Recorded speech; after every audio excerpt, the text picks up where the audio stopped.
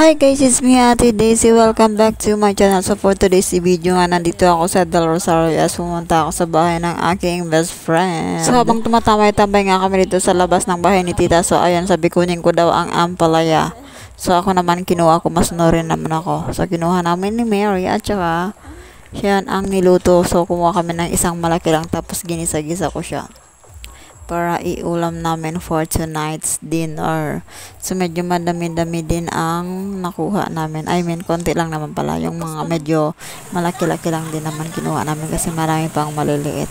So syempre ay nga, bago natin yan iluto, kailangan mo natin tanggalin ang nasa gitna and then hugas, ibabad ng konti sa tubig at saka okay na para hindi siya So ito na, nagisa-gisa lang ako ng konting tubig at saka bawang and then nilagay ko na ang ampalaya. So pagkaya ko ng 2 pieces of egg and then bell pepper, black pepper, and then konting salt. So ayun na yun, luto na yun, half cook lang. So pagkatapos niyan kumain na kami. Nag-antay lang kami ng ilang, siguro 7. Pumunta na kami doon sa kasalan.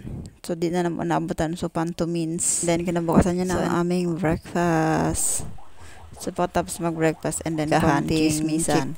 So after niya naligo na kami at pupunta ulit kami doon makikilamon. So sa breakfast we have sinangag and then yung tira na ulam kagabi at saka tusino and then yung so dilatan na lingaw na ako.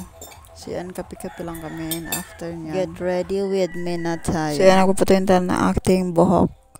So after nyan, sabay-sabay na kaming pupunta doon sa taas. Dahil malapit lang naman dito ang, so nandun lang sa unahan ng bahay nila Tita. And then maglalakad lang kami papunta doon. So after nyan, dito na kami sa, inaantay lang namin sila, Chrysaline at saka si May. And then after no, nandito na kami. Hello people. So ayan, medyo marami ng tao kasi inaantay na lang dumating bagong kasal.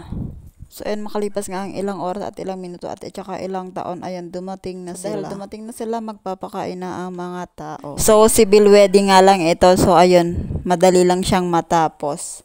So, ayun, nung dumating na sila, syempre, nag-prepare na ang balet. Dati nang naka-prepare pala ang mga pagkain sa mesa. So, nagpakain na kaagad. First batch, kababaihan. Ewan ko, yun ba yun?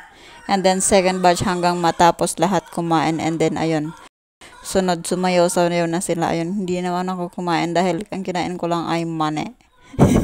So, syempre, nandito kami sa gilid para magtinda ng coke, char.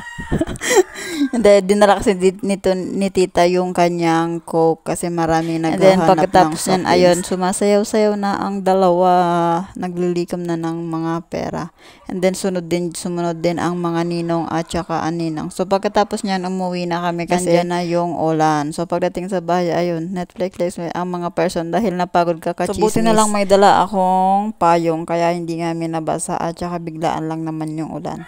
So, ayun, pinanood muna kami ng The Witcher. So, hindi natapos ang The Witcher dahil hindi namin nagustuhan ang mga episodes. So, ayun lang muna for today's video guys. Bye-bye. Thank you for watching.